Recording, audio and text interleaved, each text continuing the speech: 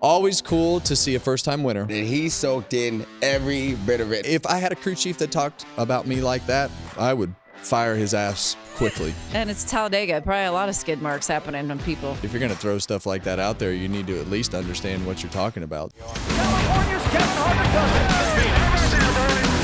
Welcome to Kevin Harvick's Happy Hour, presented by NASCAR on Fox. I'm Kevin Harvick. She's Kaitlyn Vincie, and our head dingo, Mamba Smith. Hey. Chief Dingo. Chief Dingo. Kevin just came up with this new name for you. Listen, you call me whatever you want. Room. Just don't call me late for dinner. You know what I'm saying? That's right. That's right. That's right. There you go. Yeah. Yeah, I like that new name for you. Yeah. Solid. Well, listen, I'm a C-suite executive in a lot of different places. You know what I mean? C-suite? Well, you just called me chief.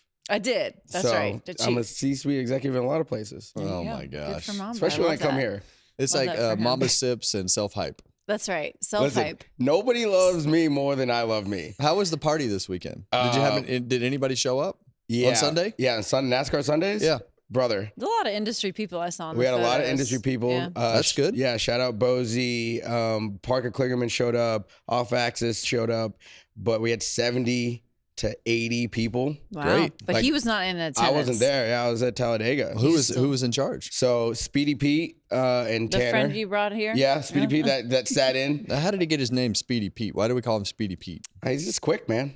Okay. Quick guy. I don't know if it's in a car necessarily, but he's quick. We got Okay. Dingo and Speedy Pete. Dingo and Speedy. That sounds like a cartoon. It is a cartoon. That could be good. No, we're not gonna do that. So Yeah. No, but we had a great time. Hoppin That's was good. alive, and we're going back Hoppin' this was weekend. hoppin'. Hoppin was It's the poppin'. racing version of Ren and Stimpy.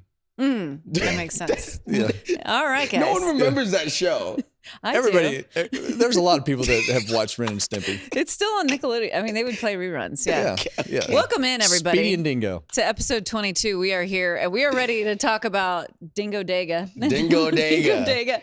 And we're going to preview Texas Motor Speedway this weekend. And you, of course, have a solid sips lined up for your the sips global are, segment The today. sips are exciting, and some fans wanted me to tell you some things about them. So when we get there, I'll relay a message straight from people. I have a message from a fan as well for Oh, Kevin right. I that love was this. contributed to me via Bob Pockris. So Okay. I'll need to share that All right. with you at the end. I I'm didn't ready know for that those. was- I Yeah. thought it was coming right now. Okay, Yeah. we'll wait on it. We love coming in here on a Monday when we get to talk about first-time Cup Series winners. And once again, we have that story with Carson Hocevar. Could it have been scripted any better for Carson? Look, as we watch the last lap here of this finish, I fully thought Chris Buescher was in charge and in the best spot, but as we saw at Daytona, I mean, Hocevar put himself in a position to have a chance, and we heard his crew chief Luke Lambert actually say, "Hey, look, we just got to be patient. We got to keep ourselves in the right position until we get to 2 to go." And Carson didn't make any mistakes, and I think that is one thing that we've seen a lot less of are those just dumb moves, being over aggressive or doing something silly and taking yourself out of contention. And he didn't do that. And you can see the maturity that the 77 car and its driver have had week after week after week, keeping themselves in contention in this one and ultimately getting to victory lane. But you see that outside line right here, just going to kind of get tangled up just a little bit, and Chase Elliott shoot to the middle. They wreck behind him, and from there, it was all Hocevar to the start-finish line. So always cool to see a first-time winner. Mm-hmm. But look, as much criticism as Carson takes, he's always willing to just take it head on. Yep. He's very creative. He's willing to lean into things. He had probably one of the best victory celebrations that I've ever seen. Yep. Yes. With the way that he was sitting Riding on the on side the of that door. car, waving to the crowd, Trying to catch a There's beer. a few of them that didn't like it, throwing a few beer cans at him. Cans, But yeah. that's the great part about what he does is he is willing to take that criticism head on, and the fans absolutely loved the celebration afterwards. And I think that with our fans, it is a very popular win. It absolutely is. I love watching him just kind of do things his own way. We've seen this for several years now. Carson, just like Kevin talked about, not afraid to kind of do things a little differently. Yeah. And we've seen so much maturity out of him. I think back to when he was in the trucks and some of those learning moments he had from that series and where he is now. This seemed just like a lot of respect from the other competitors too, going to congratulate him and on this moment. That was the thing that I wanted to make sure we noted was it was like a week ago. Kyle Busch was on a podcast and was like, "Guys, I hate." And Carson He's was on the one list. of them, right? Yep. Carson wins like a week after that, and one of the guys that made sure to acknowledge his Was win Kyle was Busch. Kyle Busch. I So like, know. I think it's important for people to understand, like, just because some of the guys in the garage, they might not love Carson Hocevar, but they respect what They may he's not doing. like And racing they him. might not like, but they respect the talent and the ability. And what Kevin says about him just being a hard charger, like, he's a racer's racer when it comes to that. You just want him to do it a little bit more, a little bit more smartly sometimes. But everybody that drove by his car gave him a thumbs up, gave him like, because they know how important a first time win is. It's just, it's a massive moment, and he soaked in every bit of it. And I'm so like, it's rare that you see people that excited, like, to win, right? Yeah. And you would think that you'd see it like that all the time, but it's just, some guys don't come across that way. But the way he did it, I thought was great. So Yeah, make sure you go get your.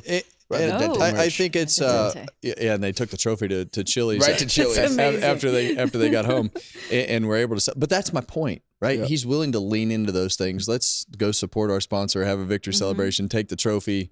And I was doing a Busch appearance in Kansas, and he was in the Chili's signing autographs and just doing things that he does, and shows up in random cars and doing fun, goofy social. Embracing it, He yeah. embraces it, and It's I think cool. he. It's cool. You hear him mention Jeff Dickerson a lot, and I think that Jeff obviously understands when you have a special talent behind the wheel that has some quirks and different things to go along with him, and issues with running people over, but he's fast. Mm-hmm. And when you have a guy that's fast, you can and will. It seems like he listens. I mean, I don't know this He's personally, maturing but for sure. it seems like he's maturing and listening, but he constantly mentions Jeff Dickerson.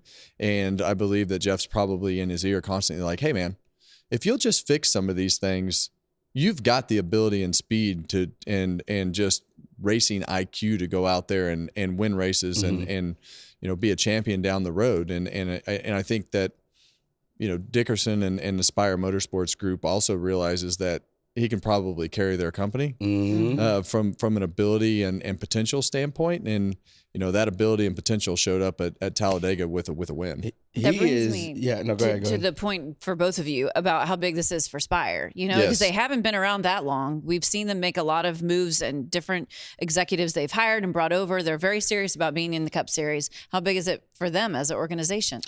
Well, the one thing in racing that it takes to be successful is cubic dollars, and they are not being shy about spending money and hiring people. True. You see the Chris Gabehart situation of everything that they've done to go out and stand behind him, and you see they hired Rodney Childers last year. I know that one didn't work out, but they're willing to go out and spend the money to get themselves in a position where they can be winners. And you look at the points right now, and Suarez and Hocevar is 7th in the points. Yep, 7th. And when you see that, it's been pretty quiet.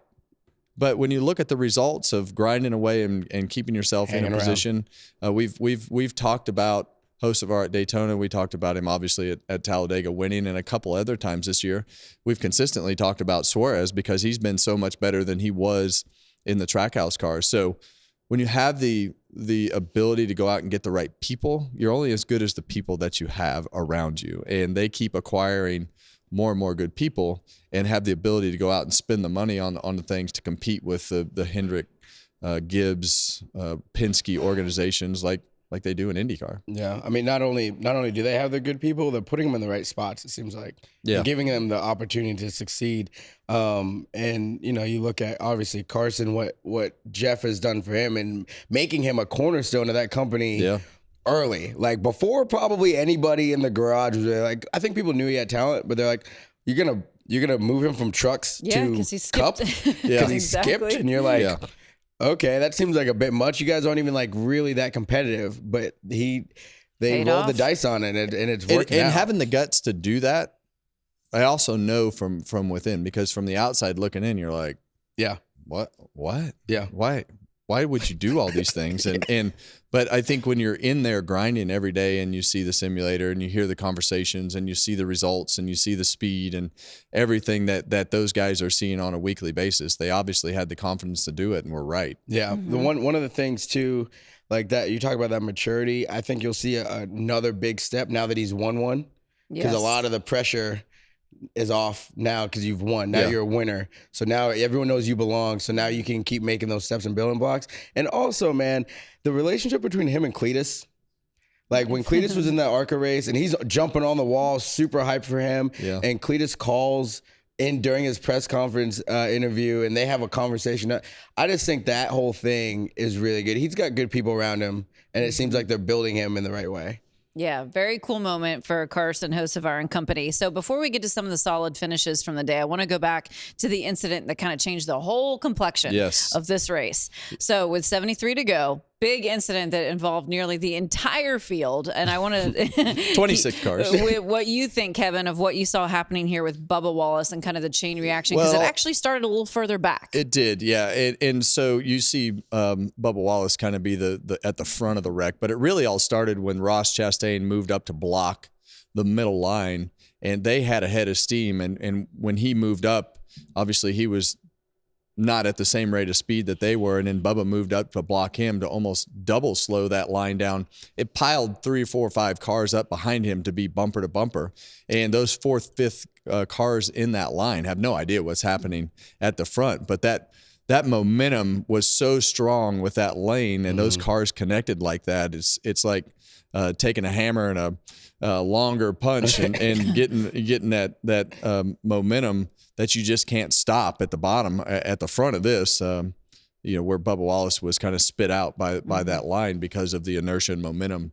that lane had compared to the speed that he was going. Yeah, I do want to note that A-post flap that they put on definitely works because it helped put that car back on the ground because it was starting to lift. And when you're lifting into the corner like that, because the way the wall, you can it's a scary situation. So especially when you're backwards like that, another car hits you. And it lifts you up. We kind of saw that with Carson Quapple last week. So that wreck was wild. And a lot of things of why people love Talladega, they love to see that. We don't love to see cars torn up, but it's nature of the beast. But I think some of the guys really are looking forward to this pre-season testing of the super speedway to try and figure out how to push better, because it seems like we have a little situation here. I want to go to Joey Logano's statements, one of the teams who was collected and out for the day after that. He was saying the cars are unstable and everyone starts pushing and racing aggressive. Until we fix that, we're going to continue seeing it. You agree with that statement? Well, I mean, look, we've talked about this on this show for a couple of years now, and even when I was driving the cars, you have to push so hard for very little gain, and I think the drivers definitely want to be able to gain more when they're pushing that hard, because what happens is you just wind up you keep pushing until somebody gets wrecked, and that's too far. But you have to find that point because you want to try to gain an advantage, and you keep pushing the guy and he's not spinning out or not getting squirrely, and so you keep pushing him a little bit harder, and then you push him a little bit harder, and eventually it winds up being too far. But that's the nature of the beast of the rules package that we have, and I think that NASCAR going down a road to try to fix some of these problems with the winter testing and ideas as we go through the season here, because you want the guy to be able to drive from the back of the pack, to be able to methodically move through the pack and have the runs be big enough to be able to do that. We all want pack racing, but right now the pack racing is where it just nothing moves, right? The lanes don't move until somebody finally decides to pull out, and even then, in a couple laps, it'll cycle back into those 2 lanes, and you can't gain enough for how hard that you're pushing, and I think that the Toyotas are obviously the worst to be pushed. You heard Bubba Wallace talk about his car being very unstable, being pushed. We saw that with Eric Jones at the end of the race. So they seem to be at the biggest deficit from that standpoint, with the back of their car and the bumpers and things the way that they're designed. Do you think the stage, because we changed the stages up a little bit, did you think that was a positive? Do you think it worked? It was a positive for the end of the race. Yeah. The positive out of the whole situation is the willingness that the teams in NASCAR had to change it up, to try to say, okay, we know we got to make this better, and we know we have to push it in a direction that is different than what it currently was, and to go and mix those stages up, and it turned into a lot of strategy in the first stage to try to position themselves. And it became pretty intriguing because of the way that everybody was all mixed up. But the fans are not going to be happy if it's not a pack style race. But I think balancing that from a driver's standpoint, right now we have them in a pack to where they can't move, and you push and shove and you don't get very much reward. And that's what's causing the wrecks. They got to be able to come and go a little bit easier with the pushes and the way that the cars will pull up and all those things that go with it. So very difficult scenario to fix because the cause and effect of the things that you do, you don't really know until you get into this position. But this particular super speedway rules package has been this way from the very beginning. It looks beautiful on TV when all the cars are packed up, but it's very frustrating for the drivers because the only way to go forward is to push harder until somebody wrecks. And, basically all of these races end with a wreck from somebody getting pushed too hard. And there's just not enough gain and there's not enough comers and goers. If you get to the back of the pack, it's all about having to have something else to happen to get back up there because you're not driving your way through the fields by making good moves when one lane's coming and going. Yeah. Kevin, you were talking about the changes to the stages. In the first stage, we started to see a lot of mistakes on pit road. Chase Briscoe, he ends up going way too far in his pit box, actually hits one of his tire carriers, CJ Bailey. This could have been a lot worse, but it hit pretty hard there. Less than ideal situation. Could have been a lot worse, but the part that worries me about this scenario is the consistent mistakes that we keep seeing out of the 19 car in situations like this, pushing too hard. First pit stop of the day, you should err to the wrong side of being too aggressive. You should be a little conservative, a little bit conservative because you hadn't been on the pit road, you hadn't made a pit stop, and all the things that go with that. So I'd rather make up a little bit of ground than slide through my pits and basically ended the 19's day. And that has been a consistent theme from the 19 and the mistakes that are being made. Fortunately, CJ is okay. We did hear from him when Jamie Little interviewed him, but tough deal for that pit crew to manage. When you talk about how tough like the drivers are, the picker guys are, they're playing real life Frogger. Oh wait, no one's an athlete over here. Oh remember? yeah, we have no athletes at all in the sport. It's just made up of a bunch of or pansies. Any tough-minded, gritty people, right? Yeah. But that's probably the most direct shot I've seen someone get hit in a little while, and CJ popped right back up, so good on him. Yeah, good on him. Kyle Larson, his team also had some trouble with the fuel can getting hung up on their stop. Weird. Really weird scenario. When they handed that first can back, you'll see the can with the fuel right here. It's going to get hung up with the second can when they make the exchange right here. Yeah, we're 11 laps then. Yeah, they were 11 laps short on fuel and put themselves in a bad spot there. So in the end, he wound up getting in that massive wreck and ending his day. So tough day for the 5 team of Kyle Larson. It was just a weird. It looked like it was just like perfectly unperfect. There's a lot happening in a short amount of time, and you see weird stuff like that happen. But I've never seen that happen before. And it's all fuel. Like that is an all fuel situation. So that their job is the most important. On pit road at that point. Right. Yeah, so a couple teams having the issues on pit road. Going back to the drivers that finished well, Chris Buescher was the runner-up. He said it was a little lonely up there once they lost Eric Jones out of the equation to help him with the pushing. But the big thing he said is just a solid execution. What did you see from that team? Well, it's a typical Chris Buescher day, right? Like he keeps himself in contention. Eventually he wins a couple of those races, but this one he came up one spot short, and I really thought he was in the best spot as we were taking the white flag. He had Stenhouse behind him, who was, as we all know, is a great pusher. Good on those tracks, on the bottom, you had the problem where there were so many Chevrolets up there. But at that point, you kind of take what you can get. Where it works against you is when everybody scatters as to who they choose to follow. Yeah, last minute, and ultimately. It didn't come down to that because his line got tangled up and he didn't really have a chance to stay with an organized line like the bottom did. But Chris does a great job, and that team's been grinding away, and he's got himself up in the points to at least have a chance to get into that top 6 to keep himself into that championship conversation. But it's all going to come down to the 1.5 mile racetracks for the Fords. And I think that he capitalized on his day.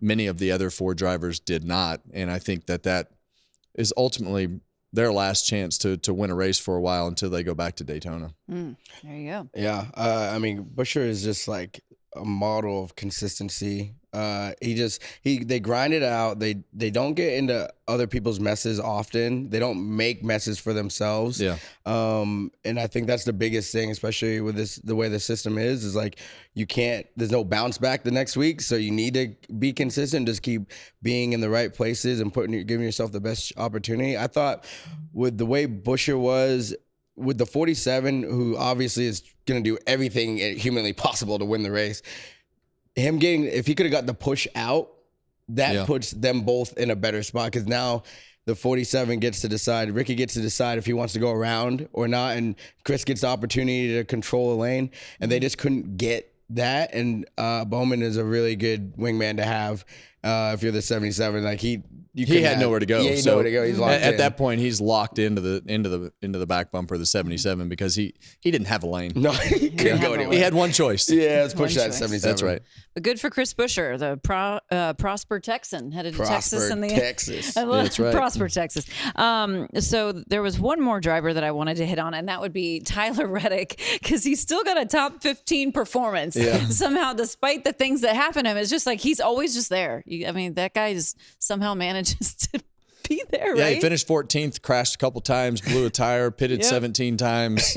Torn up car. And, they just stayed at it and kept themselves in the game. And I think as you look at all the scenarios that they had to work through, getting out of there with a 14th place finish, ahead of a lot of the guys that he was racing with behind him in the points, kept them from losing any ground. And also a big weekend for Reddick, announcing the fact that he's extending his 2311 contract. I hope he got paid. There, right? He deserves to get paid. Get the bag. And I think that puts them in an even better position. Absolutely. Because of the fact that now they can get ahead of the sponsorship stuff. They can know that their team. They can start to get all their team guys locked in, knowing that Tyler is going to be the driver of the car. I mean, it is an endless amount of opportunities that it created to put in a better spot for 2311, the 45 car, Tyler Reddick, his team, his crew chief, his engineers. Everybody is in a better spot with Tyler under contract. Life is good for Tyler Reddick. Yeah, I mean, he Beast moved on from that group, and with it being a contract year and everything, like him being so good at the beginning of the year, the leverage for that is massive, like for him and for the team, because they need to lock in sponsors. Well, our guys are on contract year and we have open space, and he's one of the best in the series right now. So you want to be on the Daytona 500 Champions car? Okay, come on with us. And it worked out. Like they signed the Rockstar deal, and then he signs his new, like all those things they're connected. Chips are falling it all into play. matters. Yeah. And I think a lot of people were like, they got 3 different drinks on there. I had no idea that Celsius owned Rockstar. So all interconnected. They actually got 4. Yeah. Because they have Monster, they have Celsius, they have Rockstar, and then Coke is with Bubba. Yeah, good point. There you go. Wild. A thirsty bunch. The day and the age of the drinks. Thirsty. Yeah. Thirsty So over Kevin there. had brought me to the news and notes. The first one being Tyler Reddick with the contract extension. The next one just was announced not long ago. Kyle Busch getting a new crew chief. Jim Pullman will assume a different role in the company. Andy Street, the performance director, will be the guy calling the shots on top of the box.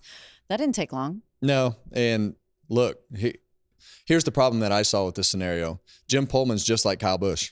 Very Similar vocal, personalities. very rough and tumble, fiery. That was, it never sounded like it was going to work. And we talked about this somewhere, I don't know where, but Richard Childress not being afraid to pull the trigger when he needs to make changes. And here we are just after Talladega, 11 weeks in or so. I don't know. I'm bad at math. I'm bad at I don't know. So what week we're on. Pulling the trigger on making that change right now to see if there is life in that situation to get Kyle back on track. I think Richard believes that Kyle Busch can get it done behind the wheel. It's just a matter of putting him in the right scenario. But at some point you have to put the whole company in a better scenario so that the 3-car runs better, so that Kyle runs better. Got their first top 10 of the year for RCR this weekend at Talladega, finished 10th. That's the best finish of the year for either of those cars. Insane. And, I think that Andy Street, he was at RCR when I was at RCR, very mild-mannered, been around for a long time. We've seen him on those O'Reilly Series cars in the past.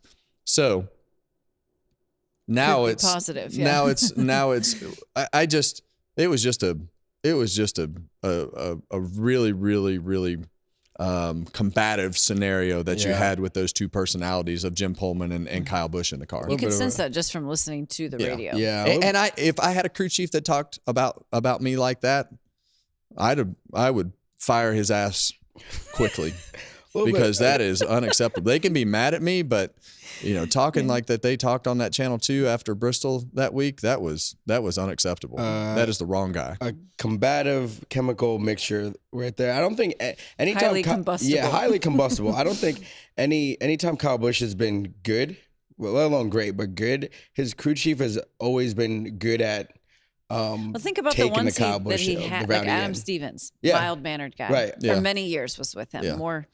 But here, when I hear the crew chief talk about me like that, he has zero confidence in anything that I'm doing in the car, and that pisses me off. If I'm the driver, That's fair, yeah. I mean, if you're going to talk about me like that, I don't care if I can't hear you or not. And heat of the moment, no, that's what you mean.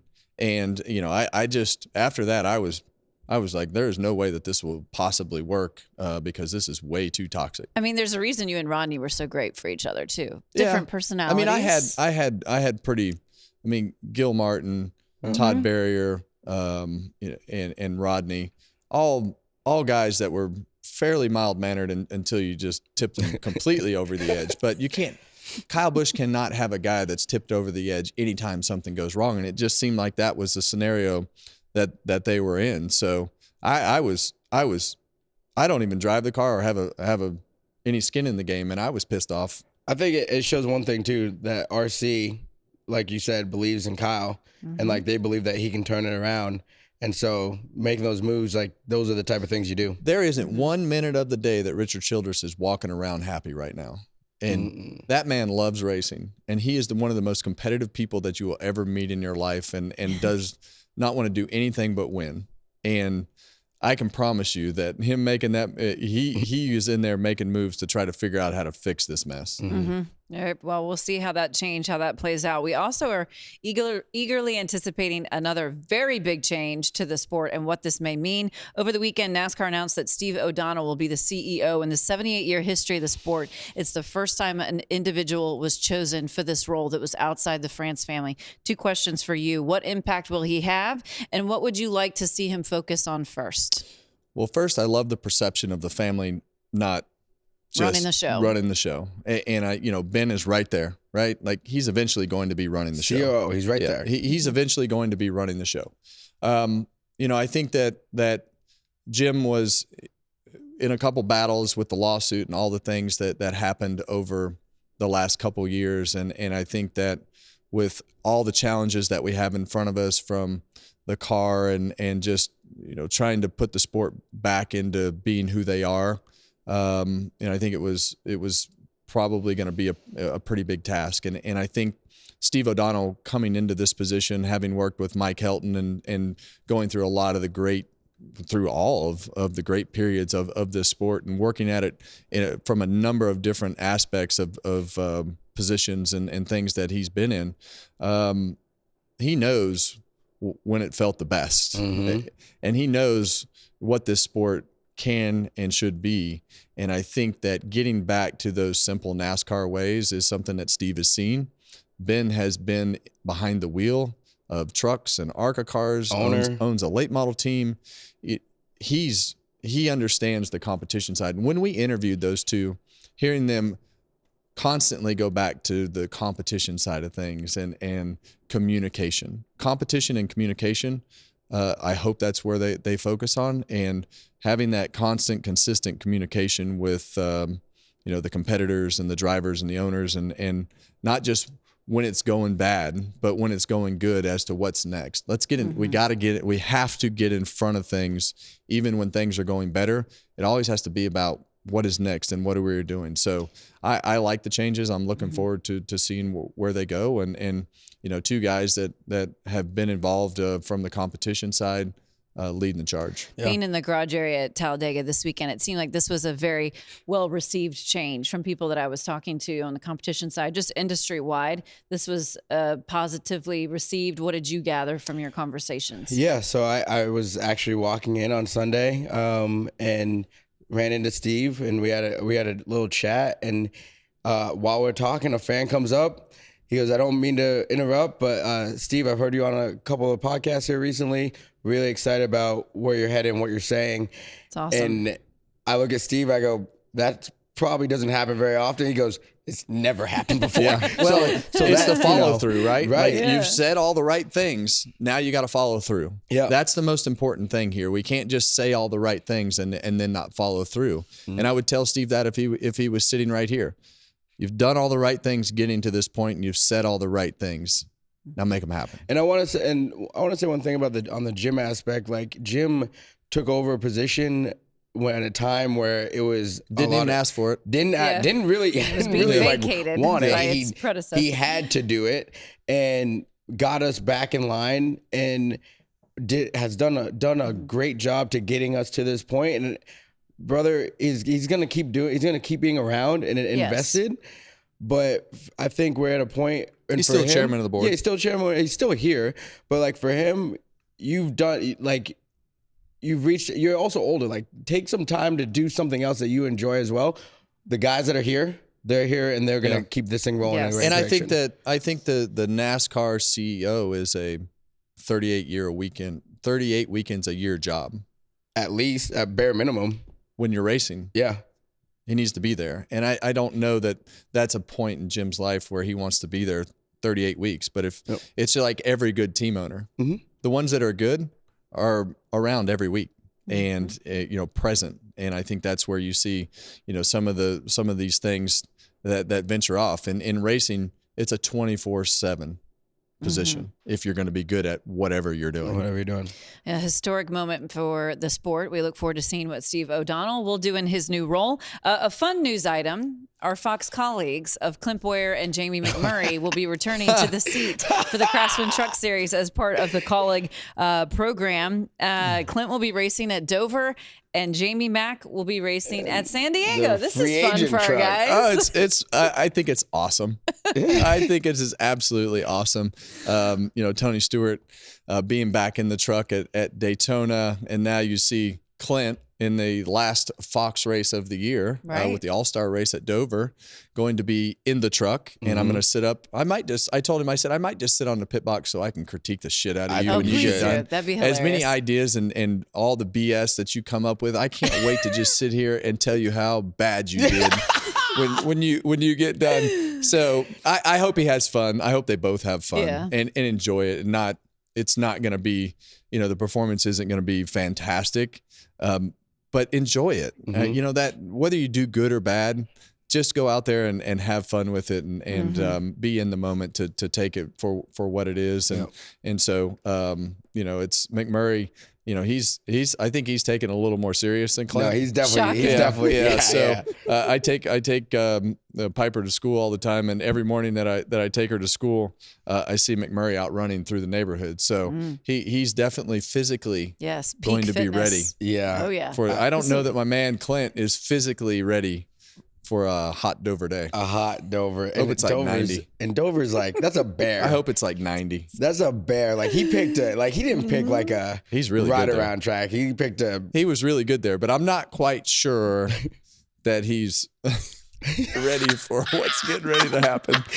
Boy. I'm excited. I'll be, obviously I do a lot of stuff with the Ram group, and so it'll be fun to have Clint and Jamie on board with us, and they're gonna see how this cowboy goes. up. Yeah. Come on, I hear the whoever finishes better, the loser has to ride the mechanical bull at the display. At the display. Well, I'm go. excited for that.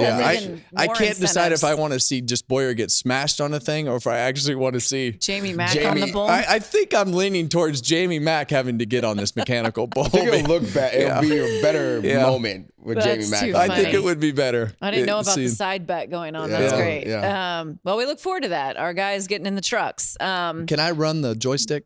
Yeah, absolutely. Yeah, Kevin yes, gets full reign on that. Yeah, I would love to be the one running the joystick I think of that's fair. whoever has to ride that bull. Yeah, I can make that happen. Okay, great. There you go. Thank you. You're The welcome. Craftsman trucks are actually back on track this weekend. The series returns. Everyone's headed to Texas Motor Speedway. 1.5-mile track, different banking on each ends. Talk to us about the nuances of Very Texas. unique since they've redone this particular track. And really the key to this track is how you enter turn one and when you can get back in the gas on the exit of two. So really easy for the truck to or car to push the front tires. You do not want your car to be loose into turn one or truck. So, it's the other end in 3 and 4 carry a lot of momentum, a lot of bumps down there that you got to navigate through. Big bump through the middle of the corner, higher you go up through 3 and 4, but it is definitely hammer down through 3 and 4. A lot of finesse through turns 1 and 2. 1 and 2, I guarantee we will see side force action like you Especially haven't seen in the all trucks. year, Yeah. especially in the trucks. When they get door to door and the guy on the top kind of puts on the door on the guy on the bottom, it's a real sketchy situation. It's so fast over there and flat and like oof. It's one of the weirdest corners that I've ever driven in my life. It's turn strange. 1 at Texas because it's so wide. When Yeah. they made that end of the racetrack wider, you go off into the corner and you're like, can't really see the bottom of the corner down there, but so you just kind of follow the dash lines, the hash marks, and you got to drive the thing down to the bottom of the racetrack until the groove moves up. But it is a very wide corner. I'm gonna be honest. This track, when it first reconstructed it, the racing was very different, right? Yeah. And a little bit to be desired for, but it got weathered, and like the way the cars are now and trucks are and the setups, I think it's turned into one of our better races the last couple of years. Money's for the made Cup in turns 1 and 2, though. Money's made in turns Big 1 and 2. cojones. There you That's go. right. Hey, I got a great story from Texas. You want to I hear was just going to ask for more stories. Yeah. Speaking of big Have I told the cojones, I $100 guess bill he's- story on this show The before? what? Tell it again if you The have. $100 bill. Refresh us. So we were racing race one night at Texas and got done with the race and get out of my car and I pulled back to the hauler. Obviously didn't win. It was on the car, right? And I something. pull up into the hauler and I get out and the guy's cleaning everything off and he grabs this piece of debris off the grill, $100 bill. Yeah, that is cool. Did you frame it? Love that. Stuck to I don't know what I did with it. Sure, Oh, framed it. someone It's needed pretty to keep crazy. You'll that. come in and you'll have razor blades stuck in the thing. You'll have, That's insane. I mean, you have all kinds of random stuff just be stuck in the nose of the car. I bet. So you won there 3 times. Does one stand out to you more than the others? That was a big focus for Rodney when Oh, really? I started, because we had always just at RCR had always struggled at Texas on Sunday. We were always dominant on Saturday and Friday in the Busch cars and the trucks. So, but Sunday was always a struggle. Could never make it work. And even the first couple of years at Stewart Haas, I think one year the crank fell off, the harmonic bouncer fell off the front of the motor, just absolutely destroying them. And so we went through a couple of years of struggle and finally broke through, and then we won. Every year a for few 3 of them. years. Yeah. Every year for 3 years. Yeah. So I feel like we should have won about 10 of them there, but ultimately only won 3. But that was one of our best tracks on Saturday. Man, we Ripped. always. You know who was had a always lot of- really good there too? Greg Biffle. Yeah. He was always great at Texas. Yes.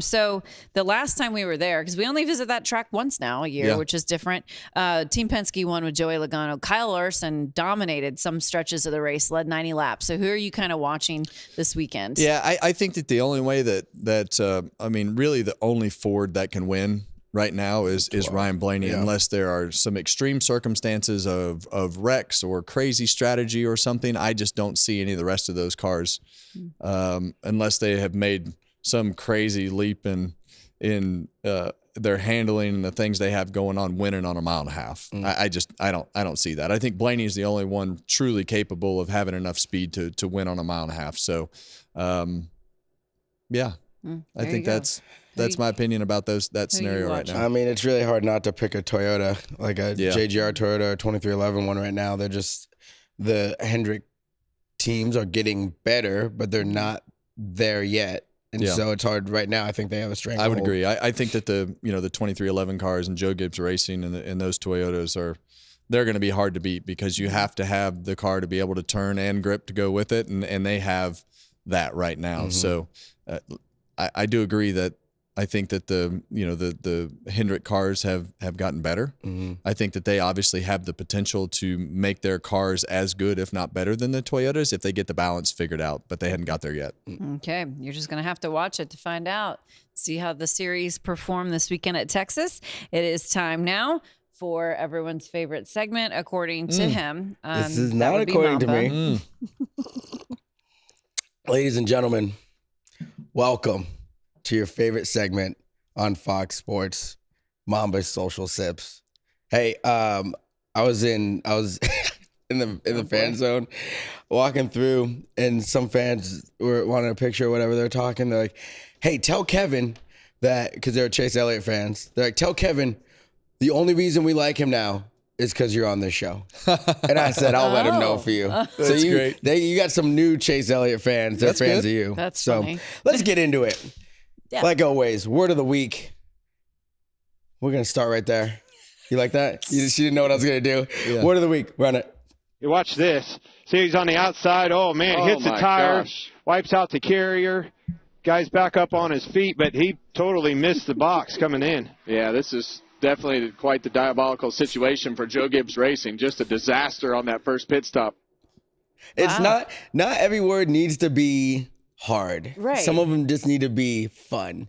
And that's This one was perfect. That's a trendy word I like right now. that word. That's a good word. Did you pick it? Yeah, I picked it. You did. It was very well. It just flowed. Yeah. You know? I don't even think they realized. They didn't notice. Yeah. No. Yeah. No. Booth never noticed. I never had to set it up like I did last week to have the frame of the two guys that I wanted in the frame to use the word that I don't even remember from last week, but this one was way easier. Yeah. Don't worry, we only got a couple left, so we got some hitters coming for you.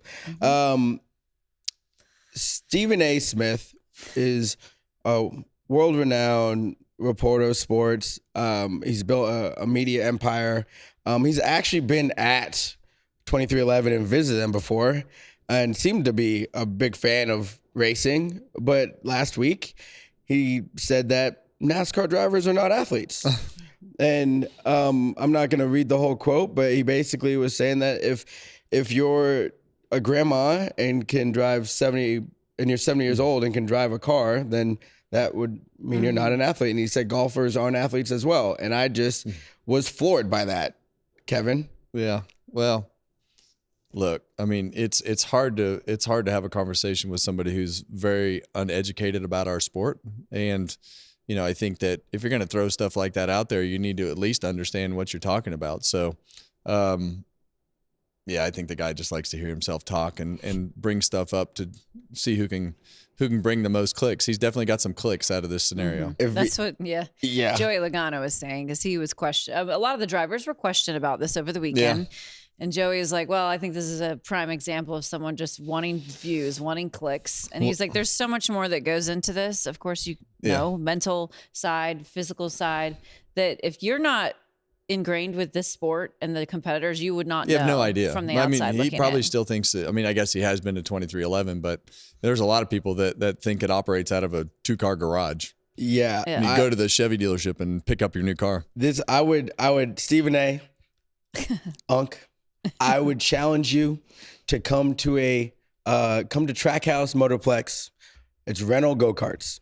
If you can run 2 races without feeling like your arms are falling off, then maybe. But I don't think you can, and that's in 10-minute races. Yeah. So good luck. All right, on to the next one. Hendrick won on Saturday. Corey Day, first-time winner, was pretty great. And he also had Jason Kelsey on his pit crew. right? This is so cool. So he's actually helping, participating. Yeah, he practiced with them all week. Like Yeah. this was not like a stunt. This was Kyle Larson needed him on his pit stop. Yeah. he probably needed a little bit of help. So Yeah. he helped with his second can. Corey Day did a great job. Goes on to win the race. Big week for Corey Day. Yeah, he won the high limits race. He did. Yeah. I actually texted someone on his team. I'm like, yo, he's probably gonna be locked in, and you guys are probably gonna win this weekend. And they went off and did. But I was right there for the win. Let's check out this sound for it. Hey, big dog. Get on over here. Come on. All right, now. All right, boys. Y'all just won Talladega. What are you going to do next? I was like, what do they say? Yeah, I wondered what they were saying. I thought they were gonna say. I honestly thought they were gonna say we're going to Disney because that's what but they're like Boulevard. I'm like that was way better, way better. So That's he was fun. out there. He was with Clint. It's really neat to see other Who was? athletes taking that in. Jason Kelsey. Oh, was he? Jason was with Clint. Beast Mode. Marshawn Lynch was out there. They were at the Kip Moore concert. Our guy's head of entertainment. He is having a good Chief time. Yeah. Entertainment. Yeah. Chief Entertainment. We had a weekend of first-time winners. All 3 series. All 3 That's freaking great. series.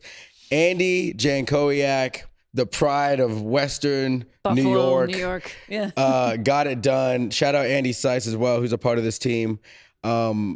Modified guy, and him and Cleetus going after it. Gus Dean in there too. Gus could have wrecked Cleetus very easily and gave him some room. And then around the top comes Andy J. Delivered the goods.